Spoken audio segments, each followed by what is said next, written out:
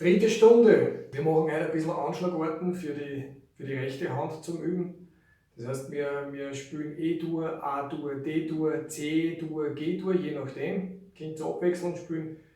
Wir schauen sie eigentlich hauptsächlich die rechte Hand an. Wir werden heute anfangen, ein bisschen für die rechte Hand das wiederholen und ein bisschen üben. Ich werde das einfach ein bisschen vorspielen, ihr könnt es nachspielen. Und wir machen den Lagervorschlag. Wir spielen zuerst einmal mit einer E-Dur.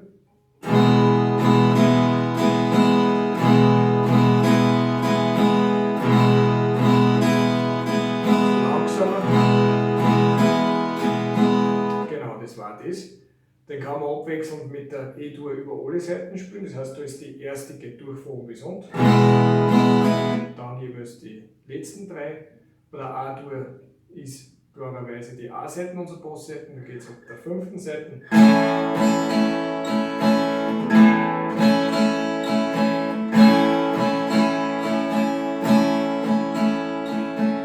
Und bei der D-Dur geht es ab der 4. Seite.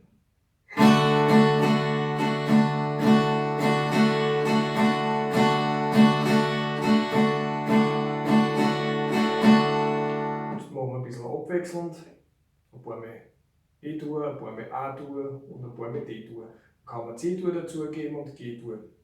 Verschiedene Varianten. Man wird dann sehen, wenn man es verschieden kombiniert, die Akkordfolgen, dann wird ganz eine lässige Geschichte rauskommen. Also die meisten Lieder, wie gesagt, bewegen sich in dem Bereich von den Akkorden. 2, 3, 4.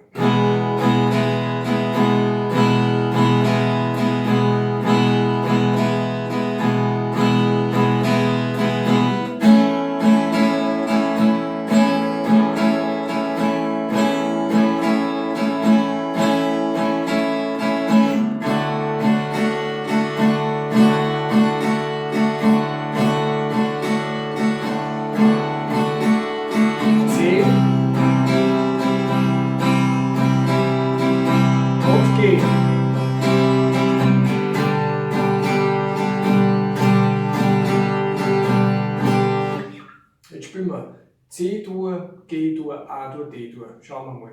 Man kann dann auch einen Sus rein tun, Sus 2, Sus 4, das beim A und beim D, und dann klingt das Ganze schon ziemlich lässig. Ich werde das einfach einmal am Anfang ohne Sus spielen und bei der zweiten Runde dann mit A Sus 4, A Sus 2, D Sus 4, D Sus 2. Also C-Dur, G-Dur, A-Dur, D-Dur, und dann kommen die Sus bei A und bei D dazu.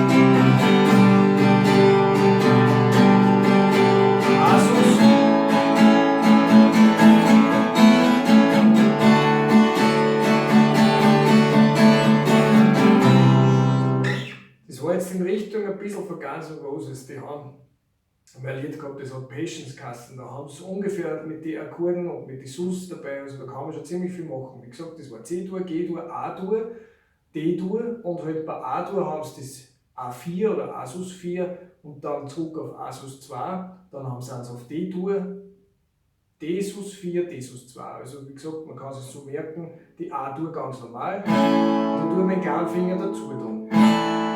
Nehmen einen Ringfinger auf die B-Seite. Und dann tun wir einfach den Ringfinger weg. Dann haben wir Sus 2. Und bei D ist es nichts anderes. Man tut D ganz normal greifen, tut den kleinen Finger unten auf die E-Seiten dazu am dritten Bund. Dann tut man wieder weg, dann normales D. Und dann tut man den Mittelfinger weg. Das ist also D Sus 2. D Sus 4, D, D Sus 2, D, D Sus 4, D, D Sus 2. Genau. Das ist das Geheimnis dabei. Klingt gleich ganz lässig. Dann kommen wir als nächstes zum Sechserschlag. Machen wir auch wieder mit der E-Dur.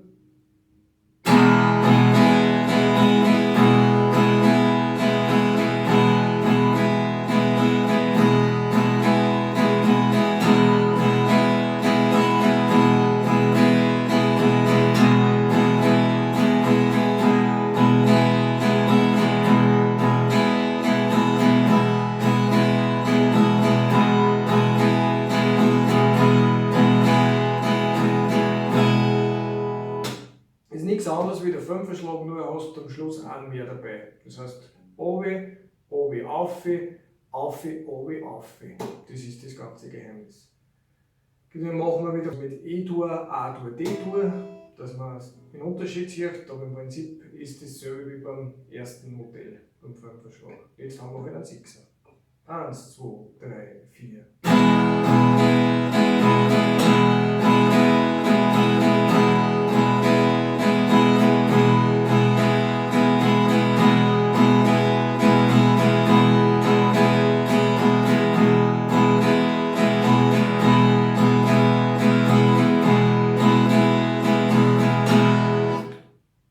Den Sechserschlag kann man genauso wieder mit E-Dur, A-Dur, D-Dur, C-Dur, G-Dur, alles was wir halt schon gehabt haben, die Sus rein tun, dieselbe Übung im Prinzip ist wie am Anfang.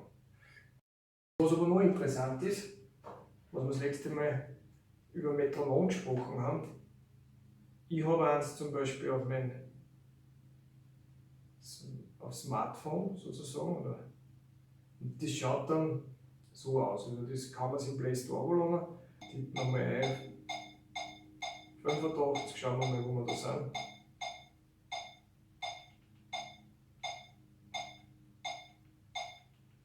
Ich hoffe, man kann es hören. 1, 2, 3, 4.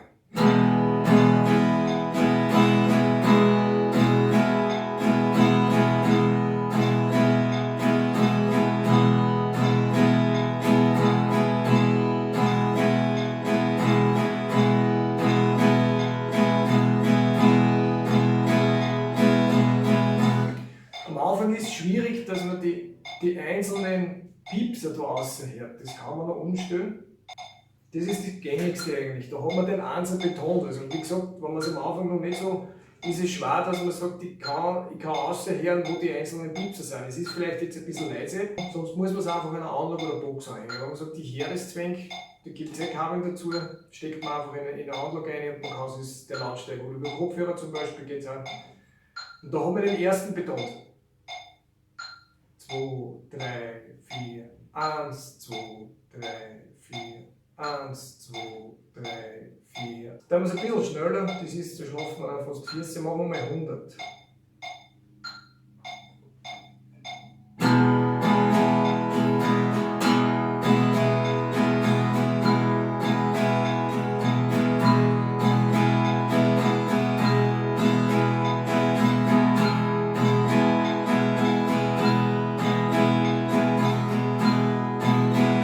Man sollte mit dem ersten Schlag soll man beim hohen Piepser sein. Das war dann das Kunstwerk schlechthin. Wenn wir das schaffen, dass wir in der Time sind, dann klingt das auch. Wenn man mit anderen Musikern spielt, dann irgendwann einmal relativ lässig. Am Anfang ist es so, wenn man nicht viel nach Klick spielt, dann ist man einmal schneller, einmal langsamer. Und so mit dem kann man das gut üben. Es gibt dann die Metronom, die was so gehen, die alten. Aber wie gesagt, mit dem funktioniert das ganz gut. Man kann sich sein Tempo einstellen.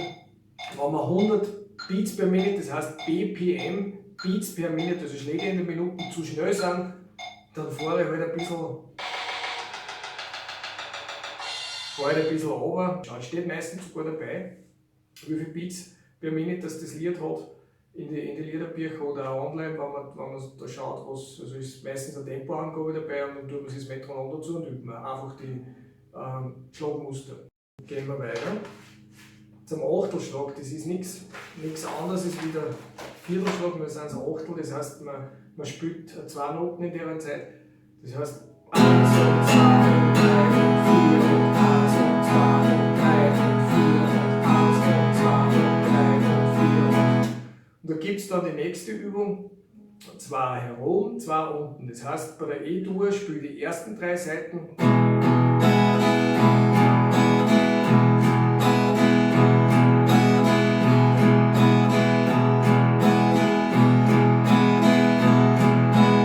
Das nennt sich Wechselschlag, einer runter, einer rauf, dann unten, einer runter, einer rauf, wieder hier oben, einer runter, einer rauf, wieder auf die unteren 3, einer runter, einer rauf. Bei der A-Dur fangen sie ab der 5. Seite an, da spielen wir dann nur noch 2 runter.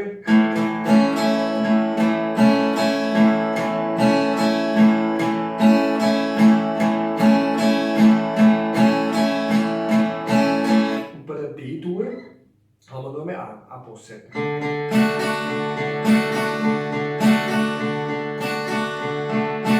Wenn es schnell ist, einfach langsamer spielen.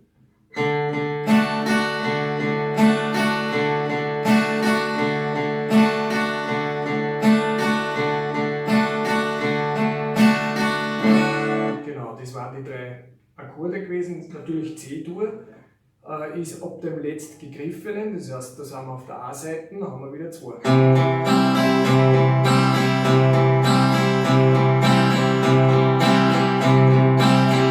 Auf der G-Dur sind wieder alle, also 3 Seiten herum, 3 Seiten unten.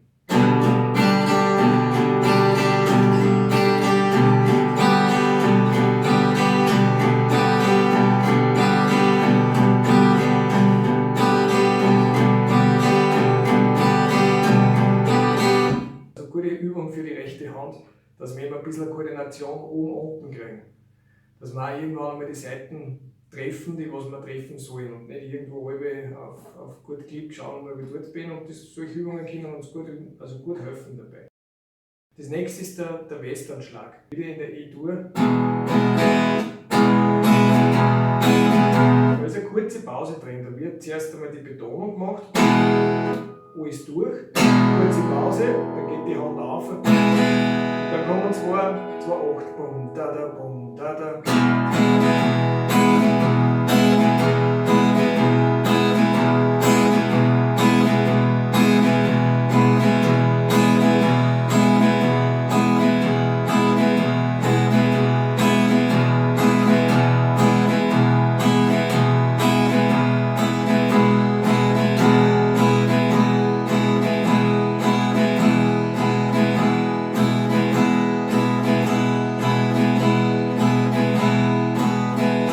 Entweder ich betone nur die Bassseiten und spiele die letzten 3. Oder ich spiele alle durch.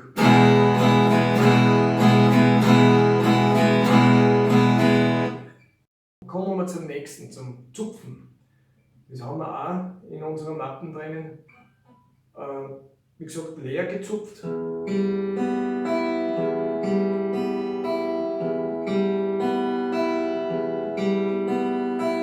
Daumen, Zeigefinger, Mittelfinger, Ringfinger. Der kleine ganz selten. Nächstens, es kommt auf das Zupfmuster drauf an. Zum Beispiel, das war jetzt bei E-Dur.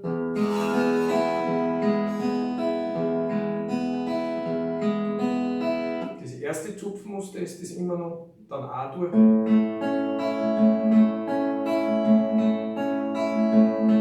D-Dur.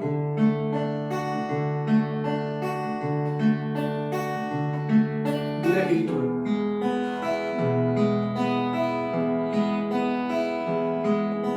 A-Dur.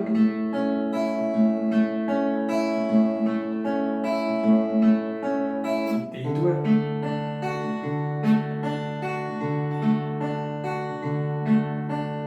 A-Moll zum Beispiel. C.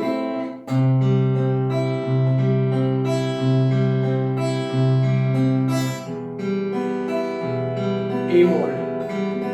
Also A-Moll, C-Dur, E-Moll. Das sind die 3 Akkorde und das klingt eigentlich schon ziemlich.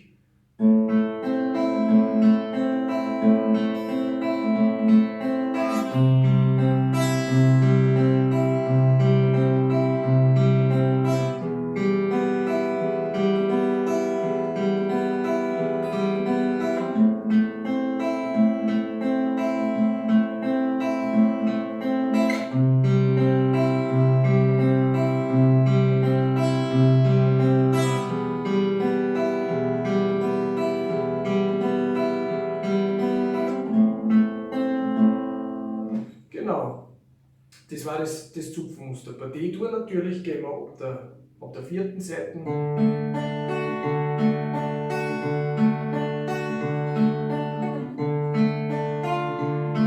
D-Moll, D-Dur, D-Sus4, D-Dur, D-Sus2.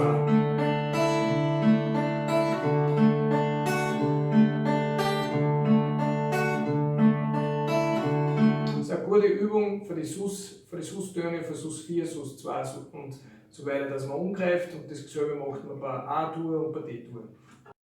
Ohne was zu greifen, nur gezupft, war das Intro von Nothing Else Matters, nur die ersten Töne.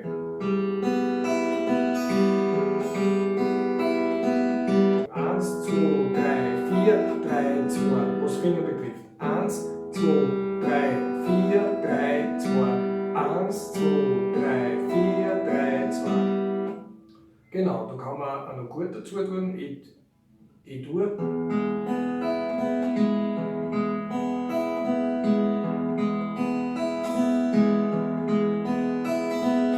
A-Dur.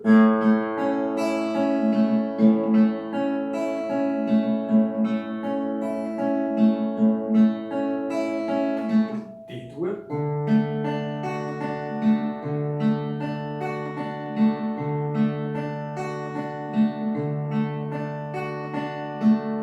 Ruhig langsamer spielen, also wirklich, lasst euch Zeit dabei. Es ist nur, dass man sieht, wie es klingen soll. Es klingt dann meistens langsam ein bisschen fader, kann man fast sagen, aber es kommt immer aufs Tempo drauf an. Noch eine Variante. Das heißt 1, 2, wieder bei der E-Dur. 1, 2, 3, 4, 3, 2, 3, 2. 1, 2, 3, 4, 3, 2, 3, 2. 1, 2, 3, 4, 3, 2, 3, 2. 1, 2, 3, 4, 3, 2, 3, 2.